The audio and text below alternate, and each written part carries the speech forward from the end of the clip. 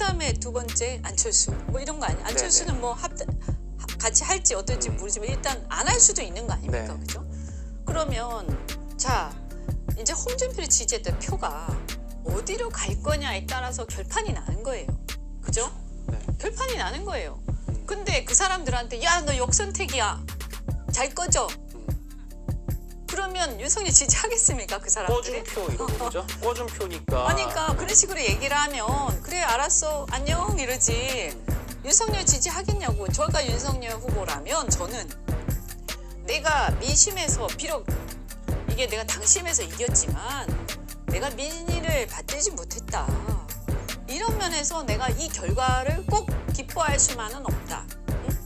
그리고 나보다 훨씬 더 많은 민심을 얻으신 홍준표 선배에 대해서 내 경의를 표하고 내가 당신을 최대한 예우를 하고 또 홍준표 후보를 지지한 그 사람들의 마음 그 사람들이 왜 홍준표 후보를 지지했지? 그냥 단순히 재밌어서 그런 거 아닐 거거든요. 김용남 씨는 또 재밌어서 지지했다 그래서 또 아니 난리가 물론 났어요. 그런 면이 있겠지만 그래서 그렇게 단순하게 사람들이 네. 열광하겠습니까? 홍준표 후보가 갖고 있는 생각과 그분의 인생 라이프 스토리와 여러 가지 복합적인 거거든요.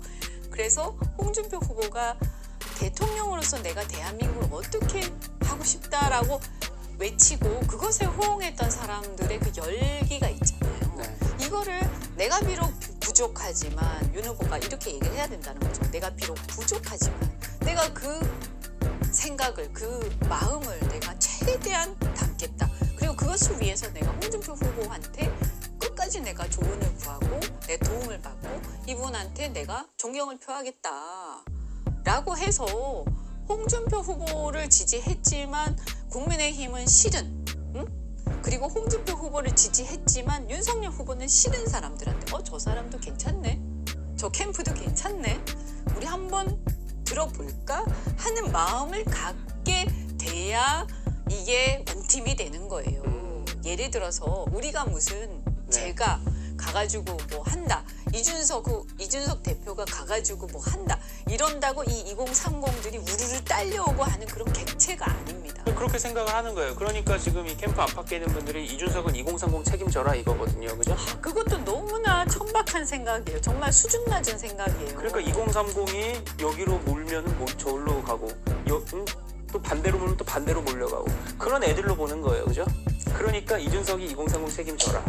아니 그러니까 이게 뭐냐면 이거 이해를 하셔야 될 게 예를 들면 6070들은요. 솔직히 말씀드리면 후진국에서 태어나서 후진국에서 교육을 받고 성인이 돼서 산업화를 거치신 분들이죠. 그죠? 네. 그 다음에 이제 제 또래는 뭐 IMF 세대라고 해야 되나요? 그죠? 그래서 선진국으로 가기 전에 개발도상국인데 잘 나가는 개발도상국에서 한참 경제가 막 이렇게 올라가다가 꺾어질 때 그럴 때 이제 한참 그 어린 시절을 보내고 그죠? 그래서 한참 이제 개발도상국 시절에 어린 시절을 보내고 이게 선진국으로 되기 전에 이제 성인이 된 사람이에요.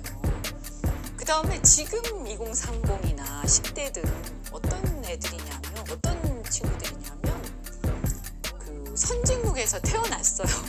그리고 자기가 교육을 선진국 어쨌든 교육 뭐 시스템은 그렇다 치더라도 모든 정보가 온라인 인터넷을 통해서 글로벌한 정보를 접하고 글로벌한 수준의 모든 문화를 접하면서 자라난 세대들이에요. 그래서 그들의 눈높이는 미국이나 유럽의 선진 정치의 그 눈높이가 맞춰져 있는 겁니다. 그래서 예를 들면 정치인이라고 하면 적어도 어떤 분야에서든 마이크 들이대면 바로 자기 식견을 말할 수 있어야 되고 정치인이라면 적어도 자기 생각을 분명하게 얘기할 수 있어야 되고 논쟁을 할 수 있어야 되고 그리고 어떤 아주 천박한 수준의 뭐 우리 편, 네 편, 패거리 짓는 이런 정말 조폭 수준의 그런 수준 낮은 정치가 아니라 어떤 가치를 얘기하면서 그 가치에 맞는 정책들을 자기 생각을 뿜어낼 수 있어야 되거든요. 말을 잘하든 못하든 간에. 근데 그들의 눈높이에서 봤을 때 어쨌든 홍준표 후보가 사실 그분 말을 그렇게 잘하시는 건 아니에요. 그러나 쉽고 명확하게 잘하시죠. 그렇죠. 그런데 이제 어쨌든 이분 봤을 때 이분은 평생을 정치를 하면서 국민들의 민심 그리고 어떤 같이 대한민국 어떻게 변화해 나갈 것인가라는 거에 대해서 그래도 그나마 뭐 좀 고민이 되온 사람이구나 이거 느낄 수가 있는 거죠. 그리고 지금 젊은이들이 생각하는 거에 맞는 여러 가지 거기에 부합하는 여러 가지 그럼요. 그 정책들을 던질 수 있었던 거거든요. 그러니까 지금 의원님께서 쭉 설명을 해주신 것처럼 이런 겁니다. 그러니까 어쨌든 경선에 승복하는 거고 결과도 다 난 것인데 아니 뭐 승복이야 이미 다 그렇죠. 했잖아요. 근데 만약에 승복을 안 하면 우리가 그럼요. 네. 홍준표 후보가 뛰쳐나가서 뭘 하시게요. 그러니까 이제 윤 그건 후보 정말 무서운 일이죠. 그렇게 그리고 되면. 윤 후보와 윤 후보 측에서 이 2030의 이 홍 후보 지지에 대해서 좀 분석을 하고 또 본인들이 못했던 것을 성찰을 하고 하면서 이걸 보완을 하고 하면서 하려는 걸 그게 보여주는 이제- 게 아니라 네. 아주 얕고 저급한 인식을 보여주면서 2030은 뭐 이준석이 책임져라 하면서 또 이렇게 몰아서 와라. 그리고 뭐 홍준표 몰아서 온다 무슨 뭐 동물들 원희룡, 유승민은 5분 안에 윤석열이 전화하면 딱 와서 폭탄주 딱 먹고 충성해라. 당에 충성해라. 집에 갈 자유 없다. 뭐 이런 식으로 얘기가 나오니까 이게 이게